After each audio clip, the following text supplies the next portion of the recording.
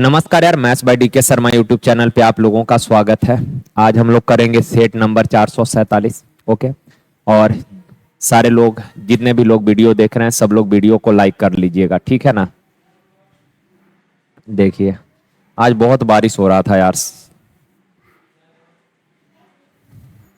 देखिए, का एक व्यक्ति कुल केले 22 रुपए प्रति दर्जन के दर से खरीदता है। यहां कुल नहीं होना चाहिए, ये कुछ केले होना चाहिए। कुछ केले जो है वो 22 रुपए प्रति दर्जन, 22 रुपए प्रति दर्जन यानी कि एक दर्जन केला खरीदा है 22 रुपया में। एक दर्जन यानी 12 केला खरीदा है 22 रुपया में और उन्हें 22/4 रुपए प्रति केले के दर से बेचता है, तो लाभ प्रतिशत क्या होगा। देखें यार, परसेंटेज लाभ पूछा है तो एक्चुअल वैल्यू का कोई जरूरत है नहीं, क्रैमुल और विक्रैमुल का रेशियो पता कर लेते हैं बस। तो कहा कि 22 रुपए प्रति दर्जन के दर से खरीदा, यानी 12 केला 22 रुपया में, तो एक केला कितना में खरीदा है 22/12। आगे का 22/4 रुपया प्रति केला, यानी एक केला बेचा है कितना में 22/4 में। क्रैमुल पता है, विक्रैमुल पता कर गए। 22 से 22 कैंसिल, 4 से एक बार, 4 से 3 बार, क्रॉस करिएगा तो 1 गुना 1 1 और ये 3 एकम 3, यानी खरीदा है 1 में, बेचा 3 में, तो प्रॉफिट कितने का 2 का। 2 का प्रॉफिट क्रैमुल पर यानी 1 पर, परसेंट तो 100 से गुना 200%। ठीक है। का कौन सी संख्या सभी संख्याओं का गुणनखंड होती है। तो एक जो है यूनिवर्सल फैक्टर है, एक सभी संख्याओं का फैक्टर होता है, एक सबको काटता है मेरे भाई, एक सबको काटता है। कोई भी नंबर 1 एवं खुद से हमेशा विभाजित होता है, तो एक जो है ये यूनिवर्सल फैक्टर है। का दो क्रमागत सम पूर्णांकों का HCF ज्ञात करें। दो लगातार सम संख्या, जैसे कोई भी दो लगातार इवन ले लीजिए, जैसे 2 और 4, इसका HCF क्या होगा 2। HCF यानी वह संख्या जो दोनों को काटे, बड़ी से बड़ी संख्या जो दोनों को काटे। मान लीजिए कि 10 और 12 का HCF कितना होगा, तो 10 और 12 का HCF 2 हो जाएगा। तो वही कहा कि दो क्रमागत सम पूर्णांक का HCF क्या होगा, तो 2 होगा। देखिए, ये अच्छा सवाल है। x plus y plus Z दिया है 10, x by by Z Z x दिया है 25, एक्स बाई जेड दिया है 100। आपसे पूछा है कि सर बताइए x q plus y Q, ये नहीं, x q plus y q plus z Q का वैल्यू क्या होगा। तो आपके दिमाग में आ रहा होगा x Q by Q Z Q, अकेले तो कोई फॉर्मूला बनाता नहीं है। आपके दिमाग में आ रहा होगा कि sir x q plus y q plus z q minus 3x by Z बराबर होता है x plus y plus Z into x square plus by square plus Z square minus x y Z और minus Z x. एक formula और होता है, total इसका 3 formula. एक तो जब इसी को ब्रेक करेंगे तो half of x minus y का square plus y minus z का स्क्वायर, जेड माइनस एक्स का स्क्वायर। उसके अलावा एक और है, तो वो चीज आपको ध्यान में रहेगा नहीं, ठीक है ना। और ये बार बार आपके नजर के सामने आते रहता है, तो ये याद रहेगा, तो आप इसको अप्लाई करके पेपर में बना लेंगे। तो इसी पे आपको काम करना है, ठीक है। देखिए यार, तो मेन चीज क्या है, एक्स बाई जेड तो दिया है, x square y square z square निकालना पड़ेगा। और x square y square z square कैसे निकालिएगा, तो आपके मन में आ गया होगा कि sir x plus y plus z का होल स्क्वायर। अगर करेंगे तो ये आ जाएगा x square plus by square plus Z square plus twice of x by plus by Z plus Z x, है ना। अब x प्लस बाई का वैल्यू दिया 10, तो 10 का स्क्वायर करिएगा 100, इसका तो वैल्यू ही निकालना है।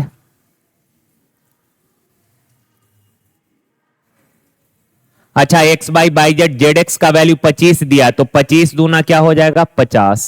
अब ये 50 इधर आके घटेगा, तो x square y square plus Z square का वैल्यू क्या आ जाएगा 50 आ जाएगा। हो गया यार। अब आप बताइए, ये है x q plus y q plus z q minus x y z का वैल्यू है 100 दिया है 100, तो 100 गुना 3 300। X plus y plus z का value 10 into x square y square z square का वैल्यू निकाल लिए 50 माइन। अच्छा, एक चीज देखिए तो जरा, अगर यहां से माइनस कॉमन कर लेंगे तो अंदर सब प्लस में ना हो जाएगा। यस, और इसका वैल्यू क्या दिया है सर? 25 दिया है। हो गया, तो ये आ जाएगा 50 में से 25 गया, 25 गुना 10 250, ये 250 आ गया। और ये माइनस का 300 इधर जाके 250 में जुट जाएगा, तो इसका वैल्यू क्या आ जाएगा? 300 250 550, ऑप्शन सी। ठीक है, हो जाएगा ना? चलिए देखिए, का एक मीनार के तल से, तल यानी आधार बेस से, का पी और क्यू के दूरी पर एक ही सरल रेखा में स्थित दो बिंदुओं से मीनार के शीर्ष का उन्नयन कोण क्रमशः 27 डिग्री, यानी कि मीनार के तल से पी डिस्टेंस पर स्थित एक बिंदु से मीनार के टॉप का उन्नयन कोण 27 डिग्री बना है, और मीनार के तल से क्यू डिस्टेंस पर स्थित एक बिंदु से मीनार के टॉप का उन्नयन कोण 63 बना है। तो मीनार का ऊंचाई, अच्छा बताइए, तो इन दोनों बिंदुओं से मीनार के टॉप का उन्नयन कोण जो बन रहा है वो 27 और 63 है। क्या 27 और 63 एक दूसरे का पूरक है क्या? आप बोलेंगे यस सर पूरक है। और अगर ये पूरक है तो हाइट होता है root under a b, root under a b, यानी कि यहां ए के जगह पी है और बी के जगह क्यू है, यानी root under p q, root under p q, root under p q, option B. ठीक है, तो ये चीज आपको पता होना चाहिए, नहीं पता होगा तो देख लें यार। जैसे मान लीजिए ये राइट एंगल ट्रायंगल है, या मान लीजिए ये एक मीनार है। अब आपको बोले कि मीनार के तल से, मीनार के बेस से बी मीटर के डिस्टेंस पर एक बिंदु है, बी मीटर के डिस्टेंस पर ये बिंदु है, क्लियर है? और इस मीनार के तल से ए मीटर के डिस्टेंस पर एक बिंदु यहां पर है, ठीक है ना? और इन बिंदुओं से मीनार के टॉप का जो उन्नयन कोण है, इन बिंदुओं से मीनार के टॉप का बना उन्नयन कोण एक दूसरे का पूरक है। अगर एक दूसरे का पूरक है, यानी अगर ये थीटा है, तो ये क्या हो जाएगा मेरे प्यारे भाई? 90 माइनस थीटा हो जाएगा। तो आपसे बोलेगा मीनार का ऊंचाई बताइए, मान लेते हैं h है। एक बार फिर से सुनिए हमने क्या बोला। कहा कि मीनार के तल से बी मीटर के दूरी पर स्थित एक बिंदु है, यहां पे कोई पी क्यू नाम दे देगा, मान लीजिए ये पी है और ये पॉइंट क्यू है। तो मीनार के तल से बी मीटर के डिस्टेंस पर एक बिंदु पी है, और मीनार के तल से ए मीटर के डिस्टेंस पर एक बिंदु क्यू है, और इन बिंदुओं से मीनार के टॉप का जो उन्नयन कोण बन रहा है, ये कोण एक दूसरे का पूरक है। अगर ये दोनों एक दूसरे का पूरक है, अगर ये थीटा, तो ये कितना? 90 माइनस थीटा, कोई दिक्कत नहीं। अब बताइए, इस ट्रायंगल को अगर उठाइएगा, इस ट्रायंगल में मेरे प्यारे भाई बताइए, तो tan 90 माइनस थीटा, tan क्या होता है? P बट्टा बी ना, तो लंब कितना है? H, और आधार, आधार कितना? ये वाला आधार B है, तो tan 90 माइनस थीटा होता है cot थीटा, तो cot थीटा बराबर H बट्टा B। ठीक है, अब जरा बड़ा वाला ट्रायंगल में देख लें, यहां एंगल थीटा है, तो tan थीटा बराबर क्या होगा? P बट्टा B, P यानी लंब H, और B यानी बेस, तो बेस कितना है? पूरा बड़ा वाला का A। अब tan मालूम है आपको, cot मालूम है, इन दोनों के देखकर आपके मन में कुछ आ रहा है, आ रहा होगा कि sir tan theta into cot theta बराबर होता है 1। ठीक है, tan का वैल्यू है H बट्टा A, cot का वैल्यू है H बट्टा B है, हो यहां पर P नहीं B, बराबर 1। तो H गुना H, H स्क्वायर बराबर, क्रॉस करेंगे तो AB, तो H बराबर बाएं साइड का स्क्वायर हटाइएगा, दाएं साइड रूट हो जाएगा। ठीक है ना? तो ध्यान रखिएगा, मीनार के तल से एक ही तरफ दो बिंदु क्रमशः ए मीटर और बी मीटर के दूरी पर स्थित है, तो इन दोनों बिंदुओं से अगर मीनार के टॉप का उन्नयन कोण पूरक रहेगा, तो मीनार का ऊंचाई होगा root under a b, root under a b. तो यहाँ 27 और 63 पूरक है ना, पूरक यानी कि दो कोण का योग 90, तो उसको पूरक कहते हैं। तो ये दोनों पूरक है, तो मीनार का ऊंचाई क्या होगा? डायरेक्ट बना लीजिएगा रूट अंडर पी क्यू। इतना बनाना नहीं है, पर ये कॉन्सेप्ट आपको पता होना चाहिए। देखिए, कहा यदि m और n धन पूर्णांक इस प्रकार है कि m के पावर n 1331 है। अच्छा, m के पावर n जो है ये 1331 को लिख सकते हैं 11 का क्यू, है ना? अब मेरे भाई एक इक्वेशन है, दो वेरिएबल है, m और n दो वेरिएबल, एक इक्वेशन दो वेरिएबल है, तो सॉल्व नहीं कर पाएंगे। कंपेयर करिए, तो कंपैरिजन करेंगे, तो यहां बेस है m, यहां बेस है 11, यानी m बराबर 11, और पावर n, यहां पावर 3, तो n बराबर 3। अब का m-1, m-1 यानी 11 में से 1 जाएगा 10, पावर में n-1 यानी 3 - 1 2, तो 10 का स्क्वायर 100। आसान सा सवाल था।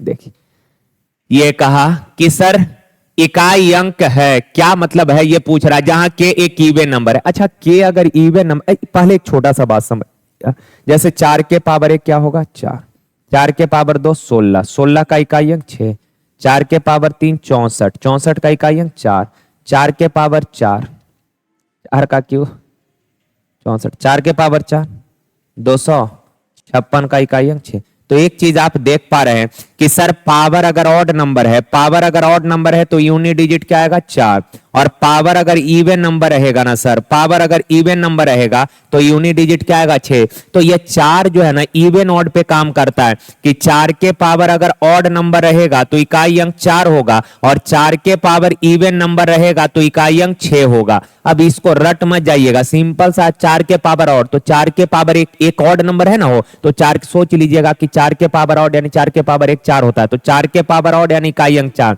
बोले 4 के पावर इवन, तो इवन 4 के पावर 2, 2 एक इवन नंबर है 16 होता है, यानी कि इकाई अंक 6 होगा। तो ऑड रहेगा तो इकाई अंक 4, और 4 के पावर इवन रहेगा तो इकाई अंक क्या हो जाएगा 6 हो जाएगा। क्लियर है बात। सिमिलरली 9 देखिए तो 9 के पावर 1 9, 9 का स्क्वायर 81 का इकाई अंक 1, 9 का क्यू होता है 729, 729 का इकाई अंक 9, 9 के पावर 4, अब पूरा लिखना नहीं है, 9 से गुना करेंगे 9 नमा 81, इकाई अंक 1 आएगा, आगे कुछ भी है हमको यूनिट डिजिट से केवल मतलब है। तो आप देख पा रहे हैं कि सर 9 के पावर अगर ऑड नंबर है तो इकाई अंक 9, इवन नंबर है तो 1, ऑड है तो 9, इवन है तो 1, यानी 9 भी इवन ऑड पे काम करता है। 9 के पावर अगर ऑड नंबर रहेगा तो इकाई अंक 9 होगा, और 9 के पावर इवन नंबर रहेगा तो इकाई अंक 1 होगा। क्लियर है ना बात। तो इतना आप ध्यान में रखेंगे। चलिए आगे देखिए यार, कहा के एक इवन नंबर है, के एक सम संख्या है, तो कहा के अगर सम है तो के इवन के केस में इसका इकाई अंक क्या आएगा। तो के अगर इवन है तो के का वैल्यू क्या हो सकता है 2 4 6 8, इसी में से कोई ना कोई होगा, है ना। तो देख लेते हैं यार, अगर के मान लेते हैं 2 लीजिएगा तो 6 दूना 12 में से 1 गया 13, ठीक है। 4 लेंगे तो 6 चौक 24 में से 1 गया 23, क्या रहा है और, अरे भाई 6k - 1, के 2 लेंगे तो 6 दूना 12 में से 1 जाएगा 11, अगर के 4 लेंगे तो 6 चौक 24 में से 1 जाएगा 23, के अगर 6 लेंगे तो 6 छक 36 में से 1 जाएगा 37, क्या 37, ठीक है ना बात। तो आप बताइए मेरे प्यारे भाई, यहां के अगर इवन नंबर है तो उसके लिए 6k - 1, के कोई भी इवन नंबर लेंगे तो ये क्या आएगा ऑड आएगा, देख लिए। अच्छा के अगर 2 लेंगे तो 7 दूना 14 में से 1 गया 13, ऑड आ रहा है। 4 लेंगे तो 7 चौक 28 में से 1 गया 27, यानी यहां भी ऑड आ रहा है। अच्छा अब 4 है, यूनिट डिजिट निकालना है तो इसका कोई यूज नहीं है, केवल इकाई अंक से मतलब होगा। तो 4 के पावर ऑड नंबर इकाई अंक 4, या 9 के पावर ऑड नंबर इकाई अंक 9। अब 4 में से 9 गया इकाई अंक 5, लब से मार मत दीजिएगा आंसर। माइनस यूनिट डिजिट कभी निगेटिव नहीं होता, अगर निगेटिव आ रहा है ना तो आगे से एक हासिल ले लीजिए। तो 4 में एक हासिल लेंगे तो ये 14 हो जाएगा, और 14 में से 9 घटाइएगा तो 5 आएगा ऑप्शन सी, ठीक है ना। क्लियर बात। अब 1 हासिल क्यों लिए तो देख लीजिए, जैसे मान लीजिए आपको बोले 25 घटाइए, घटाइएगा तो बचपन से बच्चा भी बना देगा। आपको भी पता है बचपन से कि सर 3 में से 5 जाएगा तो -2 लिख देंगे। ऐसा करते हैं क्या, नहीं करते हैं। इसको करते क्या, आपकी छोटा है ना तो यहां से एक हासिल लेते हैं, यहां से एक हासिल लेते हैं तो 3 है, ये बन गया कितना 13, और 13 में से 5 घटाइएगा तो 8 आएगा। ऐसे ही ना, तो वहां 4 में से 9 घटाएंगे तो मेरे भाई निगेटिव आ जाएगा, तो यहाँ एक आगे से हासिल कर लिए। क्यों, क्योंकि ये 754 के पावर कुछ आएगा तो वैल्यू 4 नहीं आएगा, जो रिजल्ट आएगा उसका हम लोग इकाई अंक केवल लिखे हैं। वैल्यू तो कोई बहुत बड़ा आएगा और उस वैल्यू का इकाई अंक क्या होगा 4, तो आगे जो भी वैल्यू होगा उससे एक हासिल ले लेंगे, 14 होगा, 14 में से 9 घटाएंगे 5 आ जाएगा, ठीक है ना। देखिए कहा ये सवाल तो यार अब आप लोग भी पक गए होइएगा, ये सवाल इस तरह का करते करते लगातार 4 सेट से हम करा रहे हैं इस तरीके का सवाल। ठीक है, आ जाइए, अब समझाने का जरूरत नहीं, आप लोगों का माइंड सेट हो गया होगा। कहा दूध और पानी का मिश्रण 105 लीटर है, जिसमें दूध और पानी का रेशियो 3:4 है, यानी कि मिल्क अगर 3 है तो वाटर 4 है। का वर्तमान मिश्रण में से 25 लीटर मिश्रण निकाले, 15 लीटर पानी मिला दिए। मिश्रण निकाल रहे हैं, पानी मिला रहे हैं। फिर इसके बाद नए मिश्रण में से 5 लीटर मिश्रण निकाले, 10 लीटर पानी मिला दिए। ठीक है, कहा फिर वर्तमान मिश्रण में से 24 लीटर मिश्रण निकाले, 32 लीटर पानी मिला दिए। तो मिश्रण में दूध और पानी का अनुपात। अच्छा, पानी मिला रहे हैं तो मिल्क निकालेंगे, मिल्क को लेकर चलेंगे। अब समझाने का जरूरत नहीं है, 4 सवाल लगातार करा दिए हैं, अब पकड़ लिए होइएगा। पानी मिला रहे हैं तो मिल्क निकालेंगे। देखिए तो ओरिजिनल मिक्सचर में मिल्क है कितना, 3, टोटल कितना में, 3 और 4 7 में। तो ऊपर मिल्क है, नीचे क्या है, टोटल वैल्यू है, नीचे टोटल वैल्यू है। क्लियर है बात, आगे बढ़िए। कहा 25 लीटर मिश्रण निकाले, तो भैया टोटल मिश्रण है 105 लीटर, टोटल मिक्सचर है 105 लीटर, इसमें से 25 लीटर मिश्रण निकाल लिए, तो 105 में से 25 निकाल लिए तो शेष बच गया होगा क्या लीटर मेरे प्यारे भाई, 80 लीटर। ध्यान से, 105 में से 25 लीटर निकाले तो रिमेनिंग मिक्सचर बचा 105 लीटर, सॉरी 105 में से 25 निकाले तो रिमेनिंग बचा कितना, 80 लीटर। और उसमें 15 लीटर पानी मिला दिए, 80 था 15 पानी मिला दिए, तो हो गया है कितना, 95। अब टोटल मिक्सचर है 95 लीटर का। पुनः इस नए मिश्रण में से 5 लीटर निकाल लिए, 95 में से 5 निकाले तो फिर बचा कितना, 90 लीटर, और उसमें 10 लीटर पानी डाल दिए, तो पुनः टोटल मिक्सचर हो गया क्या लीटर, 100 लीटर। आगे कहा कि फिर नए मिश्रण में से 24 लीटर निकाले, तो 100 में से 24 निकाले तो बचा कितना, 76, और पुनः इसमें 32 लीटर पानी मिला दिए, तो 76 में 32 लीटर अगर पानी मिला दिए तो नया मिक्सचर हो गया क्या लीटर, 108 लीटर। बस हो गया यार, अब इसी को सॉल्व कर लेना है। देखिए तो 20 चौक 80, 20 पचे 100, है ना, 18 पचे 90, 18 छक 108। ठीक है ना, कोई दिक्कत नहीं मेरे प्यारे भाई। 19 पचे 95, 19 चौक 76, 5 से 5 कैंसिल, 3 दूना 6, 2 दूना 4, तो ऊपर है 4 दूना 8, और नीचे क्या है, 7 पचे 35। अच्छा, ये जो फ्रैक्शन आया, रेशियो आया, किस चीज का आया है, नीचे टोटल है, तो ये जो नीचे वाला वैल्यू है ये टोटल मिक्सचर होगा, और ये क्या होगा, ये मिल्क होगा। तो पूछा है आपसे कि नए मिश्रण में मिल्क और पानी, तो नया वाला में मिल्क कितना है, 8, टोटल मिक्सचर 35 है, इसमें 8 मिल्क है, तो बाकी वाटर होगा। वाटर क्या लीटर हो जाएगा मेरे प्यारे भाई, 27 लीटर, यानी 8:27, ऑप्शन सी हो जाएगा, हो ही जाएगा। ठीक है ना, चल। और एक बार जो है अब ये खत्म हो गया, इतने ही सवाल था इस टाइप से। पीछे जितने भी 4 सेट है जो है टेलीग्राम पे डला होगा ही, चाहे फिर जो लोग ऑफलाइन लगाते होंगे उनके पास सेट होगा ही, तो सारा सेट को निकाल के एक बार से पूरा सवाल को बना लीजिएगा अच्छे से। ठीक है ना, क्योंकि आगे आपको जरूर इस तरीके का सवाल दोबारा से देखने को मिलेगा। आ जाइए। का 20 सेंटीमीटर व्यास वाले एक वृत्त का केंद्र O है। एक वृत्त है मेरे प्यारे भाई जिसका केंद्र O है। का T के बाहर स्थित एक बिंदु है और TA वृत्त की स्पर्श रेखा है। यदि का वृत्त के बाहर एक पॉइंट है T और TA जो है वृत्त का स्पर्श रेखा है, तो ये A है, टेंजेंट है TA का। OT 26 है, OT ये वाला 26 है। कहा यार कि स्पर्श रेखा TA की लंबाई क्या है, TA का लंबाई पूछ रहा है, ये स्पर्श रेखा का लंबाई। रेडियस दिया है, डायमीटर दिया है 20। आप बताइए केंद्र से अगर स्पर्श बिंदु को मिलाइएगा तो यहाँ कितना डिग्री बनेगा, 90 डिग्री। केंद्र से स्पर्श बिंदु को मिलाएंगे 90 डिग्री। अच्छा, केंद्र से अगर परिधि को मिला रहे तो ये रेडियस होगा, डायमीटर 20 है तो रेडियस कितना हो जाएगा, 10। क्लियर। क्या ये राइट एंगल ट्रायंगल मेरे भाई नहीं बन गया? आप बोलेंगे सर बन गया। तो राइट एंगल में 90 के सामने वाला भुजा क्या है, ये कर्ण है। तो कर्ण मालूम है, बेस मालूम है, लंब निकालना है तो ये आप निकाल सकते हैं रूट अंडर कर्ण स्क्वायर माइनस आधार स्क्वायर, या फिर अगर ट्रिपलेट याद है तो ट्रिपलेट से निकाल लीजिए। ये 10 है, ये 26 है, तो रेशियो लेंगे 2 से 5 बार, 2 से 13 बार, तो 5 13 तो 12 हो जाएगा। और 12 का डबल, चूंकि ये 5 का डबल 13 का डबल, तो 12 का डबल कितना, ये 24 होगा। ये 90 के सामने कर्ण सबसे बड़ा होता है, कर्ण 26 है। देखिए का ये तो एकदम आसान सा सवाल है यार। का 7 के पावर 42 को 48 से डिवाइड करके बताइए, डिवाइड करने पर रिमाइंडर क्या बचेगा। देखें यार, 48 से डिवाइड करना, तो मेन जो प्राथमिकता हम लोगों का होता है वो ये होता है कि सर ऊपर में ऐसा कुछ बना लेते हैं ताकि डिवाइड करने पर रिमाइंडर या तो +1 बचे या तो -1 बचे। तो आप बताइए 48 से डिवाइड करना है, तो भाई अगर यहां 49 रहता तो 48 से डिवाइड करने पर रिमाइंडर 1 नहीं बचता क्या? आप बोलेंगे सर जरूर बचता।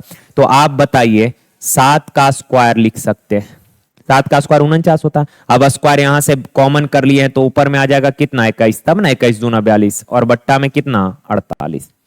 7 का स्क्वायर यानी 49 और कंप्लीट के पावर 21 और बट्टा में कितना 48। 48 से डिवाइड करेंगे एक बार तो 1 के पावर कुछ भी क्या हो जाएगा 1, ऑप्शन सी हो जाएगा ना। आसान था है ना।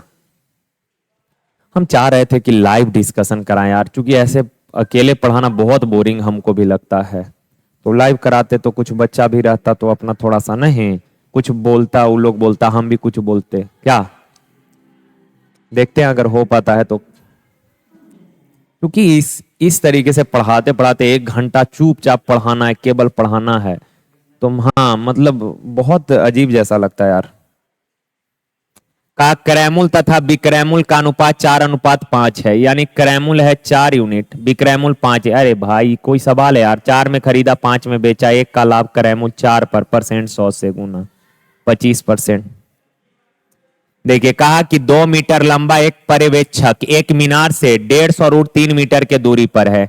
एक पर्यवेक्षक है जिसका लंबाई 2 मीटर का, ये मीनार से, मान लीजिए इधर कोई मीनार है का, ये पर्यवेक्षक जो है मीनार से 150 √3 मीटर के दूरी पर है। ठीक है, अब आगे कहा यार प्रेक्षक के आंख से मीनार के शीर्ष का उन्नयन कोण 60 डिग्री। मान लीजिए ये प्रेक्षक का आंख है यहाँ पे, ठीक है, तो जनरली हम लोग देखते हैं अपने आंख के सीध में, ठीक है ना। तो ये प्रेक्षक जो है, ये प्रेक्षक जो है ये देखेगा अपने आंख के सीध में, यानी स्ट्रेट लाइन में देखेगा ऐसे। लेकिन ये मीनार के शिखर को देखा है तो उन्नयन कोण जो बना है ये कितना डिग्री बना है, 60 डिग्री का बना है। तो कहा बताइए मीनार का ऊंचाई क्या होगा। ओके यार, तो देखिए तो जरा मेरे भाई इस वाला ट्रायंगल को देखिए, छोटकुंड ट्रायंगल को, तो 60 डिग्री, tan 60 क्या होता है √3/1। अगर 60 लेंगे तो 60 के सामने ये लंब होगा, ये आधार होगा, तो tan 60 क्या हो जाएगा √3 हो जाएगा। तो ये √3 है और ये क्या हो जाएगा 1 हो जाएगा। ठीक है, अच्छा अगर ये 150 √3 है तो ये आयत है, ये भी 150 √3 हो जाएगा, यानी 1 यूनिट का वैल्यू 150 √3, तो √3 यूनिट का वैल्यू निकालेंगे तो क्या हो जाएगा 150 √3 और गुना √3। अरे भाई 1 यूनिट बराबर इतना, तो √3 यूनिट बराबर कितना, √3 से गुना कर देंगे, √3 गुना 150 √3, तो ये 15 तिया 45, तो ये 450 मीटर, यानी यहां से यहां तक का डिस्टेंस 450 आ गया। और ये वाला डिस्टेंस यहां देखिए तो कितना है, तो इधर भी कितना, तो ये पूरा मीनार का ऊंचाई 450 + 2 कितना हो जाएगा 452 हो जाएगा ना। देखिए तो कहा अशोक भाई अपने मासिक आय का 10% व्यय करते हैं, तो अशोक भाई का अगर इनकम है 100, व्यय यानी एक्सपेंडिचर 10%, खर्च 10% कर देते हैं, यानी 10 रुपए उड़ा देते हैं, तो सेविंग करते होंगे अशोक भाई अपना कितना 90।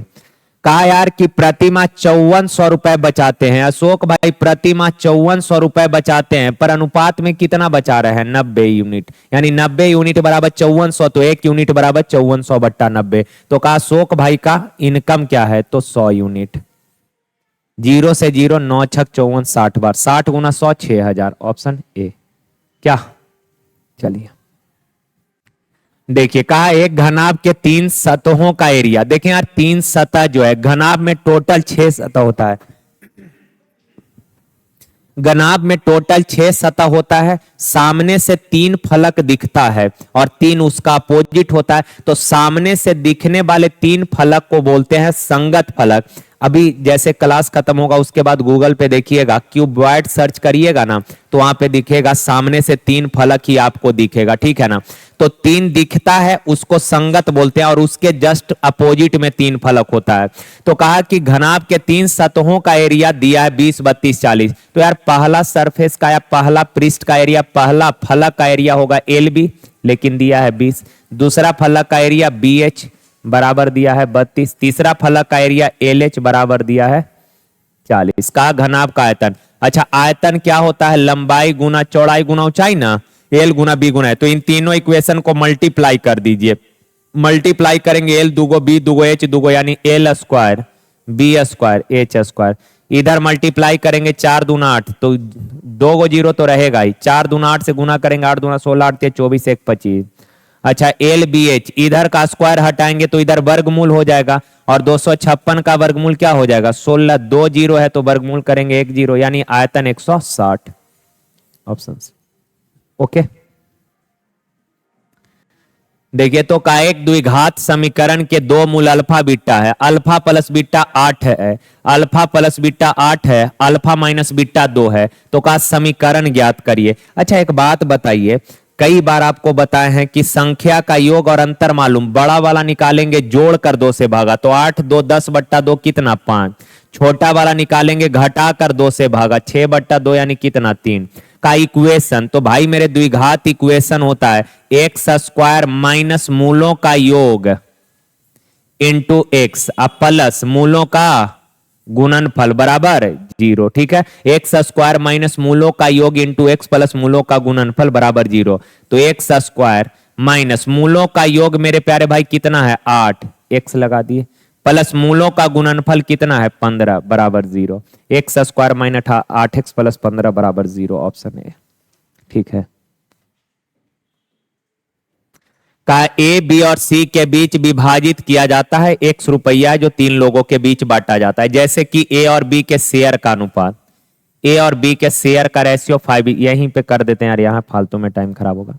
ए का 6 बी का 7, बी और सी के शेयर का रेशियो 3:2 है, तो करते क्या है 3 से इसमें कर देते हैं और 7 से यहां कर देते हैं। चूंकि बी दोनों में कॉमन है, बी अगर कॉमन है तो बी का वैल्यू सेम होना चाहिए। यहां बी का वैल्यू 7 है, यहां बी का वैल्यू 3 है, तो 3 से इसमें गुना कर देते हैं और 7 से इसमें कर दिए, तो ए बी सी, ए का 3 6 18, 3 7 21, सी का 7 दूना 14। का आगे की सर ए और सी के हिस्से का अंतर 540 है, तो ए और सी का अंतर अनुपात में कितना है 4। पूछा किसका है एक्स का, एक्स का कहने का मतलब टोटल पूछा है तीनों को मिलाकर, तो तीनों को मिलाकर मेरे प्यारे भाई 4 1 5 और 8 13, 2 2 4 और 1 5 53, 4 से एक बार 4 तिया 12, 4 5 20, 3 तिया 9, इकाई अंक 9 आएगा। किसी का क्या, कहां गलती कर दिए देखिए तो, 5 तिया 15 ना होगा, सॉरी 5 तिया 15, इकाई अंक 5 आएगा। किसी का है 5, 2 2 जगह है हो, तो कर ही लेते हैं गुना। डिजिटल सम भी लगा सकते हैं, 5 5 10 8 18, यहाँ 7 2 9 9 9 18, दोनों जगह डिजिटल सम भी सम इक्वल आ जाएगा, तो कर ही लेते हैं 135 गुना 53, तो 3 5 15, 3 तिया 9 1 10, 3 और 1 4, 5 5 25, 5 तिया 15 और 2 17, 5 और 1 6, 5 5 7 4 11, 6 और 1 7, 71 55, ऑप्शन ए ठीक है बात। देखिए तो कहा ए की आय बी की आय से 25% कम है। अच्छा 25% का फ्रैक्शन कितना, 1/4 ना। का ए का इनकम बी से 25% कम है, यानी बी का 4 है तो ए का 1 कम कितना होगा 3। आगे कहा जिसकी आय सी की आय से 40% अधिक है। रीजनिंग में पढ़े होइएगा जो या जिसका नजदीक वाले के लिए आता है। तो कहा कि ए की आय बी की आय से 25% कम है, जिसकी आय सी की आय से 40% अधिक है। जिसकी कहने का मतलब बी के लिए आया है कि बी का जो आय है ये सी से 40% अधिक है। 40% का फ्रैक्शन कितना 2/, तो सी से अधिक है यानी सी का 5 है, तो बी का 2 अधिक कितना होगा। आगे का सी की आय डी से 20% कम है, सी का आय डी से 20% कम है, तो डी का 20% का फ्रैक्शन 1/, यानी डी का 5 है तो सी का 1 कम कितना होगा? 4। अब लिख लीजिए यार, ए बी सी और डी। फर्स्ट सारे रेशियो के फर्स्ट टर्म को गुना करके फर्स्ट में, आप में से सब बहुत लोग अलग अलग तरीके से बैलेंस करते हो तो होंगे, तो जो जैसे बैलेंस करते होंगे उस हिसाब से आप बैलेंस कर लीजिएगा, ठीक है ना। हम बता रहे हैं ऐसे 3 7 21 21 चौक 84, ए का 84 है तो 3 का 28 गुना 3 यूनिट का वैल्यू 84, यहाँ ए का 3 है, कंपेयर करिए ना, ए 3 है यहाँ ए 84 है, तो 28 तिया 84, तो 28 चौक 112। अच्छा बी का वैल्यू, अब इसका कोई यूनिट आइए, अब यहाँ ये बी का वैल्यू 7 यूनिट, यहाँ बी का वैल्यू 112, तो 7 यूनिट 112 यानी कै गुना है? 7 का कै गुना है? तो 7 का कै गुना है? 16 गुना है, तो 16 पचे 80, इसका खत्म। यहाँ सी का वैल्यू 4 है, यहाँ सी 80 है, तो 4 का 20 चौका 80, 20 गुना, तो डी 20 पचे 100 हो जाएगा। अब कहा यार कि ए क्या सी से कितना प्रतिशत अधिक है? ए जो है सी से कितना ज्यादा है? तो 4 ज्यादा है, कितना से? 80 से, परसेंट 100 से गुना 4 से, 20 चौका 80, 20 पचे 100, यानी कि 5%, ऑप्शन बी, ठीक है।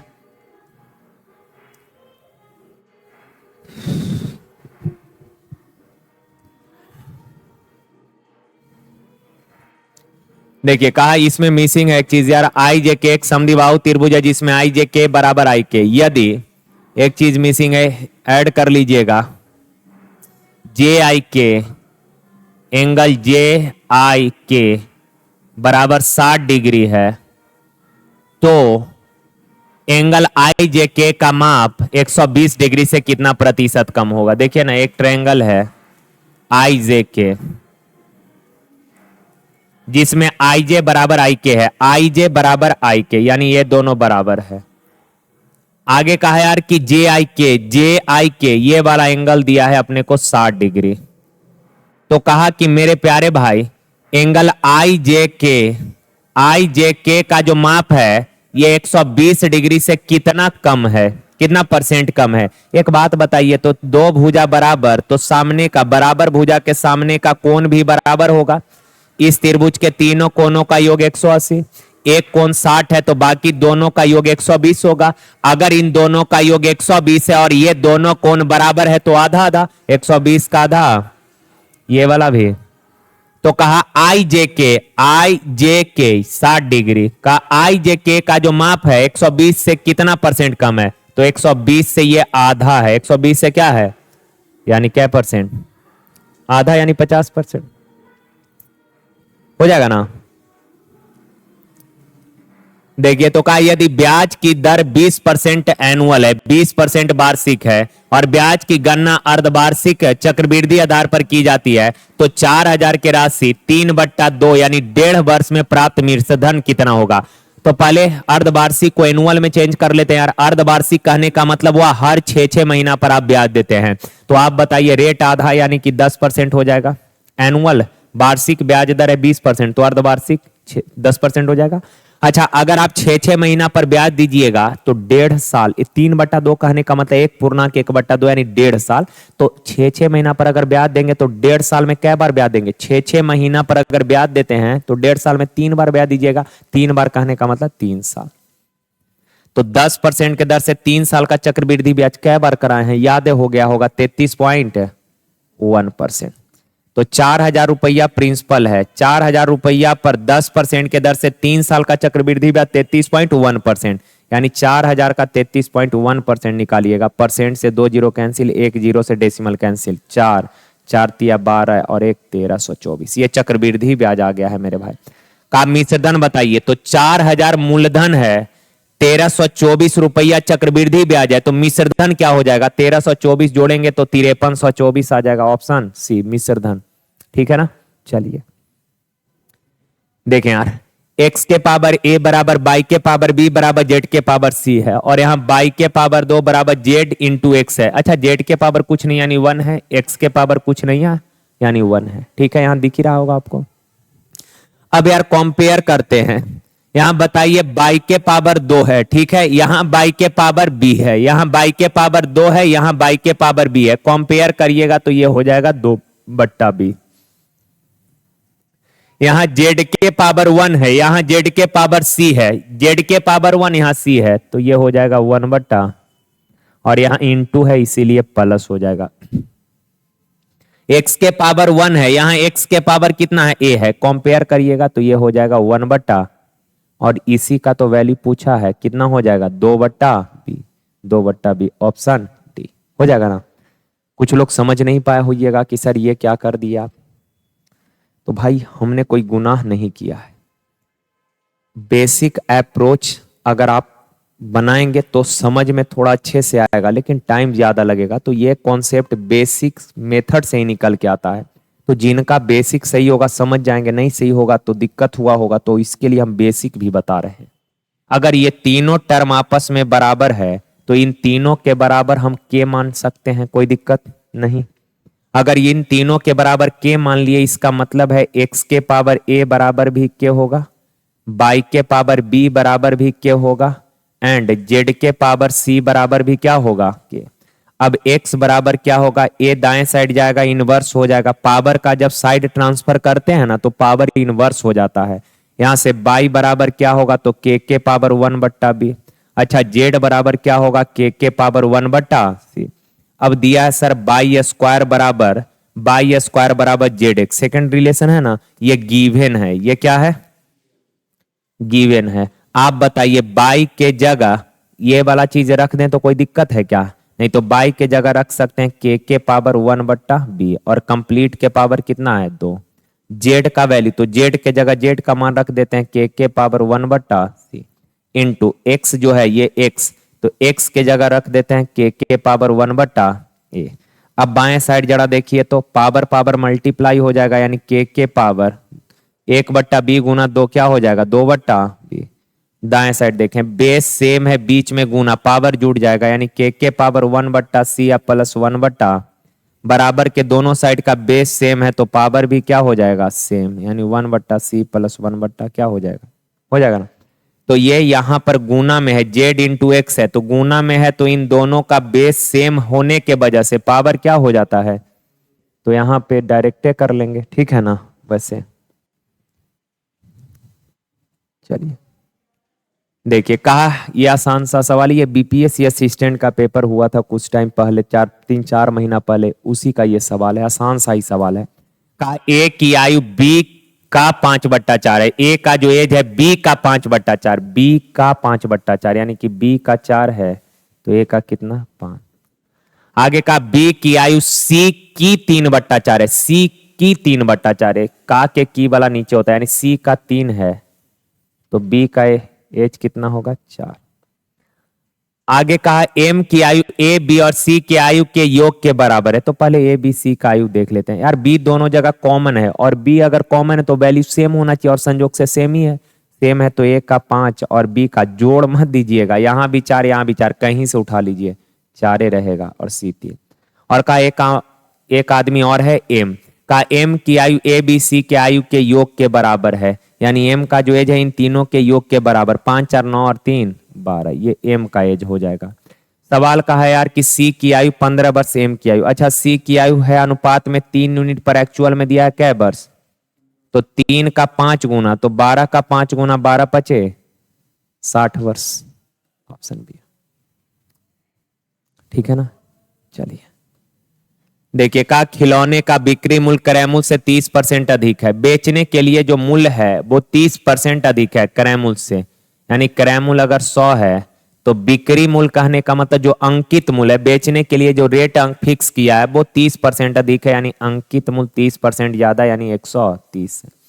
आगे का बिक्री मूल्य के 70% पर बेचा, यानी अंकित मूल्य के 70% पर बेचा है, तो 130 का 70%, परसेंट से 2 जीरो कैंसिल, यानी 13 सते 91 में बेचा। अरे बिक्री मूल्य हो 130, 130 का 70%, अरे भाई 130 का 70% 91 ना होगा हो, तो 91 में बेचा तो 54 रुपए की हानि हो गए। अच्छा 54 रुपए का हानि हुआ, अनुपात में देखिए तो हानि कितने का हो गया, 100 में खरीदा था 91 में बेच दिया, तो हानि क्या यूनिट का 9 यूनिट बराबर 54, 1 यूनिट बराबर 54/9। सवाल कहा खिलौने का क्रय मूल्य यानी 100 का वैल्यू पूछा है, तो 9 6 54, 6 गुना 100 600, ठीक है बढ़िया। चलिए का एक राशि में 6 वर्ष, एक राशि में 6 वर्ष साधारण ब्याज से 6 वर्ष में साधारण ब्याज से 60% वृद्धि होता है। अच्छा, 6 वर्ष में साधारण ब्याज जो है 60% बढ़ गया। 6 वर्ष में साधारण ब्याज 60%, ये भी उसी का सवाल है, असिस्टेंट वाला ही। 6 वर्ष में साधारण ब्याज 60% बढ़ गया, तो एक साल में कितना बढ़ जाएगा? 60/6 यानी कि 10%। और एक साल का जो ब्याज होता है उसी को हम लोग क्या बोलते हैं? रेट बोलते हैं। एक साल का जो ब्याज होता है उसी को रेट बोलते हैं। का इस दर से 12,000 का 3 वर्ष के बाद चक्रवृद्धि ब्याज क्या होगा? तो 10% के दर से 3 वर्ष का भी ये बताए हैं चक्रवृद्धि ब्याज कितना? 33.1% होता है। प्रिंसिपल है कई हजार, तो 12,000 का 33.1% निकाल दीजिएगा, यही आंसर हो जाएगा। चक्रवृद्धि ब्याज ही तो पूछा है, तो परसेंट से 2 जीरो कैंसिल, 1 जीरो से डेसिमल कैंसिल, 12 एकम 12, इकाई अंक 2 है एक ही जगह, ऑप्शन ए हो जाएगा। देखिए, का एक लंबवृत्तीय शंकु की तिर्यक ऊंचाई 11 है, तिर्यक ऊंचाई 11 है, कहा कि त्रिज्या 6 है, रेडियस 6 है, वक्र पृष्ठ एरिया पाई आर एल ना, पाई आर एल, एल है 6, 11, आर है 6, तो 11 छक है। ये हो बड़ी आसान सवाल था। 11 छक 66 पाई, है ना।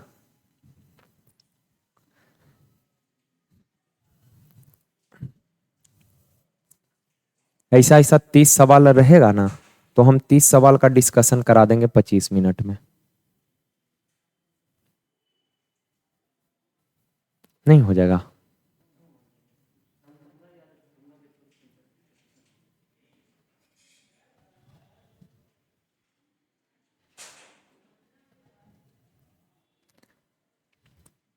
देखिए, का एक ट्रेन उसी दिशा में 4 किलोमीटर पर आवर और 6 किलोमीटर पर आवर के चाल से चल रहे दो व्यक्ति को 12 सेकंड और 14 सेकंड में पार कर जाती है। रेलगाड़ी जो है, कहा कि ये दो आदमी रेलगाड़ी के डायरेक्शन में ही चल रहा है। एक आदमी 4 के चाल से जा रहा है, एक आदमी 6 के चाल से जा रहा है, और रेलगाड़ी पहला आदमी को 12 सेकंड में पार कर गया और दूसरा आदमी को 14 सेकंड में पार कर गया। तो कहा ट्रेन की चाल ज्ञात करें। सुनिए ना, ट्रेन का चाल मान लेते हैं भी किलोमीटर पर आवर। ट्रेन का चाल मान लिए भी किलोमीटर पर आवर, चूंकि यहाँ चाल आदमी का किलोमीटर पर आवर में दिया है, तो ट्रेन का चाल मान लिए भी। अच्छा, पहला आदमी ट्रेन के डायरेक्शन में किस चाल से जा रहा है? 4 किलोमीटर पर आवर। तो पहला आदमी के रिस्पेक्ट में रेलगाड़ी का वेलोसिटी क्या होगा? रिलेटिव वेलोसिटी क्या होगा? तो सेम डायरेक्शन है, चाल घटेगा, यानी v-4 kilometre per hour, kilometre per hour. अब इतना के चाल से चलकर पहला आदमी को 12 सेकंड में तय किया, यानी कि 12 सेकंड में तय की गई दूरी, 12 सेकंड में तय की गई दूरी। भाई ध्यान रखिएगा, ये किलोमीटर पर आवर है, मीटर पर सेकंड में लाएंगे 5/18 से गुना। इतना के चाल से चलकर 12 सेकंड में आदमी को पार कर गया, यानी 12 सेकंड में तय की गई जो दूरी आएगा, ये रेलगाड़ी का अपना लंबाई, चूंकि आदमी को पार किया आदमी को पार किया, यानी रेलगाड़ी अपनी लंबाई को पार किया, अपनी लंबाई जितना दूरी। अब आगे का, दूसरा आदमी रेलगाड़ी के डायरेक्शन में 6 से जा रहा है, तो दूसरा आदमी के रिस्पेक्ट में रेलगाड़ी का relative velocity v- kilometre per hour को मीटर पर सेकंड में लाइए 5/18 से गुना। इतना के रिलेटिव वेलोसिटी से चलकर दूसरा आदमी को पार कर गया कै सेकंड में? 14 सेकंड। तो 14 सेकंड में तय की गई दूरी चाल गुना, और दोनों दूरी आपस में, है ना।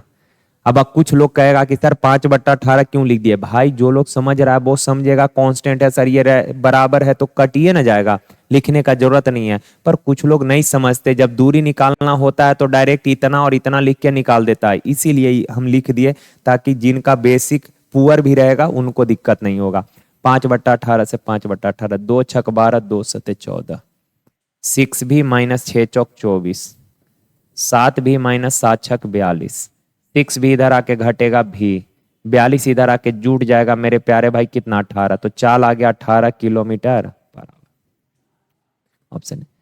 अब ये मत सोचिएगा, कुछ लोग ये सोच रहे होंगे कि सर 5/18 से गुना कर दिए तो मीटर पर सेकंड में आएगा। भाई जो माने हैं यूनिट, रिजल्ट उसी में आएगा। माने हैं किलोमीटर पर आवर, तो भी का जो वैल्यू आएगा वो भी किलोमीटर पर आवर। आप जैसा सोच रहे हैं मीटर पर सेकंड, तो वो भी मीटर पर सेकंड नहीं है, ये पूरा वैल्यू मीटर पर सेकंड में आएगा, ये पूरा।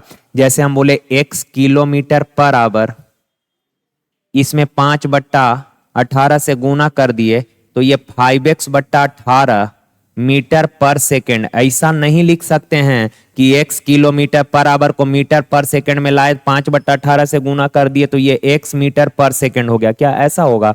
तो ये मीटर पर सेकंड में x नहीं है, x अभी भी किलोमीटर पर आवर में ही है। 5/18 से गुना किए तो ये पूरा वैल्यू मीटर पर सेकंड आया, समझ गए ना? x अभी भी किस में है? किलोमीटर पर आवर में ही है।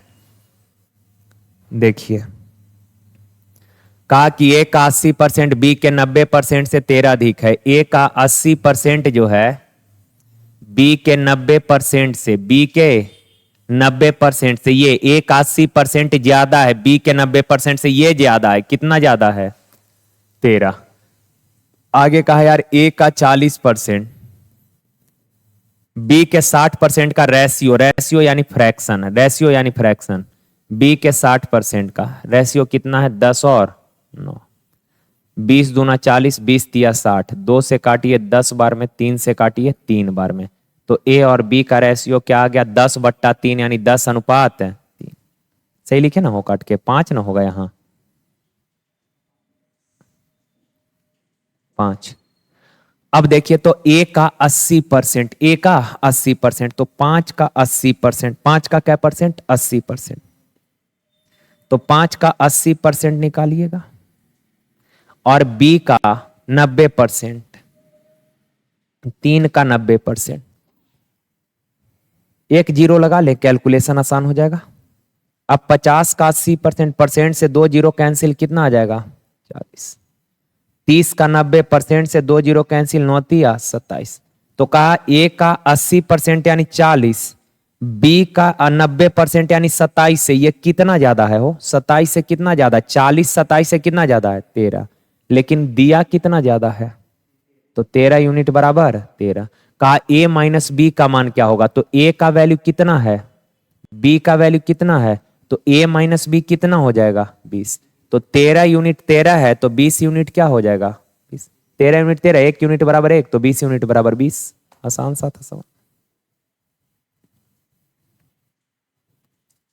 देखिए 27 का 30 सेंटीमीटर त्रिज्या वाले एक अर्धगोलाकार कटोरा है। एक अर्धगोलाकार कटोरा है जिसका रेडियस दिया है कितना? 30 सेंटीमीटर। आगे कहा मेरे प्यारे भाई कि एक बेलनाकार गिलास का उपयोग करके पानी से भरा जाता है। ये जो कटोरा है पानी से भरा जाता है बेलनाकार गिलास का यूज करके। कहा यदि अर्धगोलाकार कटोरे को पानी से पूरा तरह भरने के लिए बेलनाकार गिलास से 72 बार पानी डाला जाता है, यानी कि 72 गिलास पानी इसमें डालिएगा ना। ये बेलनाकार गिलास है छोटा सा, अब 72 गिलास पानी डालिएगा तो उस पानी से ये कटोरा भर जाएगा। कहा कि इस गिलास का ऊंचाई 10 है, गिलास का हाइट कितना है? 10 है। तो कहा बेलनाकार गिलास के आधार का त्रिज्या यानी रेडियस पूछा है। तो अच्छा मेरे भाई अगर इस गिलास से 72 गिलास पानी डालेंगे तो ये कटोरा भर जाएगा, यानी कि इस कटोरे का जो कैपेसिटी है वो 72 गिलास के कैपेसिटी के बराबर होगा। अब कटोरा बताइए, कटोरा अगर अर्धगोलाकार है तो कटोरे का कैपेसिटी यानी वॉल्यूम, वॉल्यूम यानी आयतन क्या होगा? 2π/3 आर क्यू यानी 30 का क्यू अर्थात 30 गुना 30 गुना 30।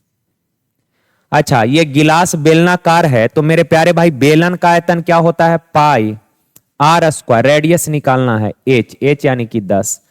अब कहा ऐसा ऐसा 72 गो गिलास से ये कटोरा भरा है तो एक गिलास का आयतन इतना, 72 गिलास का आयतन कितना? 72 से मल्टीप्लाई कर दीजिए, काम खत्म यार। कोई दिक्कत किसी को नहीं। तो ये पाई से पाई कैंसिल हो गया, 3 से काटिए 10 बार, 10 से काटिए 10, 6 पचे 30, अच्छा 2 से पहले काटते हैं, 2 से 36 दूना 72, 6 पचे 30, 6 छक 36, 6 पचे 30, 5 गुना 5 25, आर स्क्वायर बराबर 25, आर स्क्वायर 25 तो आर बराबर 5। आर अगर 5 है तो का त्रिज्या 5 सेंटीमीटर होगा, है ना। देखिए ये कहा मध्यानुपात, तो मध्यानुपात होता है रूट अंडर ए बी। मध्य याद होगा, बहुत सवाल कराया है सर। मध्यानुपात रूट अंडर ए बी यानी कि 6 plus root 8 into 3 minus root 2, तो रूट अंडर 6 तिरिक 18 माइनस 6 रूट 2। 8 से गुना करिएगा तो 8 को क्या लिख सकते हैं ऐसा, 4 दूना 8 यानी कि 2 रूट 2, तो 2 रूट 2 से गुना करिएगा तो 6 रूट 2, अब माइनस 2√2 गुना √2, 2√2 गुना √2, √2 गुना √2 2, और 2 दूना 4 ना। अरे 2√2 गुना भाई 2√2 गुना √2, तो √2 कितना, और 2 दूना 4, ये कट जाएगा। 18 में से 4 गया 14, हो जाएगा ना। तो √14, ऑप्शन डी हो गया। देखिए का ए बी से 40% अधिक कुशल है। ए जो है बी से 40% ज्यादा, बी अगर 100 है तो इससे 40% ज्यादा 100। अब रेशियो ले लेंगे, 0 से 0 कैंसिल हो जाएगा, 2 सते 14, 2 पचे 10, 7 5 एफिशिएंसी का रेशियो है। आगे कहा दोनों मिलकर काम करते हुए उस काम को पूरा करने में कितना समय लेंगे, जिसे बी अकेले 36 दिन में करता है। अच्छा बी एक दिन में 5 काम करता है तो 36 दिन में कितना काम कर देगा, 5 गुना 36 180 काम कर देगा। तो ये टोटल वर्क ना हो गया, ये कैसा काम आ गया, टोटल वर्क की। बी एक दिन में 5 काम तो 36 दिन में 5 गुना 36 180 काम कर देगा। कहा दोनों अगर साथ में करे तो इस काम को कितने दिन में, तो दोनों मिलकर एक दिन में 12 काम करेगा। तो दोनों के एफिशिएंसी से डिवाइड, 12 तिया 36, 5 तिया 15, ऑप्शन सी हो जाएगा क्या। चलिए देखिए तो कहा ए बी सी। देखिए यार एक प्रॉपर्टी है, थोड़ा सा समझ लीजिए। ये राइट एंगल है, कैसा एंगल है, राइट एंगल। ए, ये बी है, ये सी है। अब आपको बोले कि समकोणिक बिंदु से कर्ण पर हमने ये लंब डाला है, बीडी जो है ये लंब है। बीडी क्या है, लंब। बीडी क्या है। अब भी देखिए बड़ा वाला राइट एंगल के अंदर ये दो छोटा छोटा राइट एंगल बन गया, चूंकि ये लंब है, ये परपेंडिकुलर है, तो ये 90 होगा, है ना। अब मेन आपको ये वाला चीज निकालना है, मान लीजिए एडी निकालना है, ठीक है, और मान लीजिए डीसी निकालना है। तो दो चीज ध्यान रखिएगा। देखिए इस छोटा वाला ट्रायंगल को अगर देखेंगे तो इस 90 के सामने वाला ये भुजा क्या होगा, इस वाला पूरा कोना देखें, बस ये 90 है, ये क्या है, तो 90 के सामने ये क्या है। अगर AD बराबर निकालिएगा ना, AD का वैल्यू निकालेंगे तो पता है AD क्या होगा, AD होगा छोटका राइट एंगल के कर्ण का वर्ग, छोटका के कर्ण का स्क्वायर, छोटका का कर्ण का स्क्वायर, और बट्टा में बड़का का कर्ण। तो छोटका है AB, तो AB का स्क्वायर, और बट्टा में बड़का का कर्ण कितना, AC। अच्छा दूसरा चीज CD निकालना, इस राइट एंगल में, इस राइट एंगल में 90 के सामने ये वाला कर्ण होगा, 90 के सामने का। तो अगर हम CD निकालना चाहें तो CD क्या होगा, छोटका के कर्ण का वर्ग यानी कि BC का, अब बट्टा में बड़का का कर्ण यानी कितना, AC। हो जाएगा ना, ये याद। अब आ जाइए सवाल पे। कहा यार ABC समकोण है जिसमें कोण ABC 90 यानी कोण B 90 है। ABC है और ये जो कोण B है ये कितना डिग्री है, 90। आगे कहा यार BN AC पर लंब है, BN जो है लंब है, ये BN है, AC पर लंब है। AB 6 है, AC 10 है, AC ये पूरा कर्ण 10 है। तो कहा कि AB अनुपात NC, AB नहीं है वो AN है, सुधार यहां कर लीजिएगा, AN है, AN क्या है, AN अनुपात NC क्या होगा। तो आप बताइए 6 10 तो ट्रिपलेट याद ही है, ये कितना हो जाएगा, 8 हो जाएगा। तो जरा बताइए तो अगर AN निकालेंगे, ये वाला वैल्यू निकालेंगे तो ये AN क्या हो जाएगा, AN हो जाएगा 90 के सामने ये कर्ण है, तो छोटका का कर्ण, छोटका का कर्ण है 6, तो 6 का स्क्वायर 36, और 36 बट्टा में 10 कितना हो जाएगा, 3.6, है ना।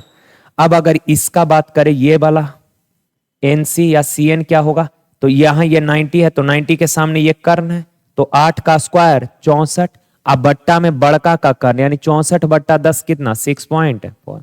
और AN और NC का रेशियो पूछा है तो 3.6 और 6.4 का रेशियो, 4 से काटिए 9 बार, 4 से काटिए 16 बार, यानी 9 अनुपात 16, ऑप्शन बी, है ना।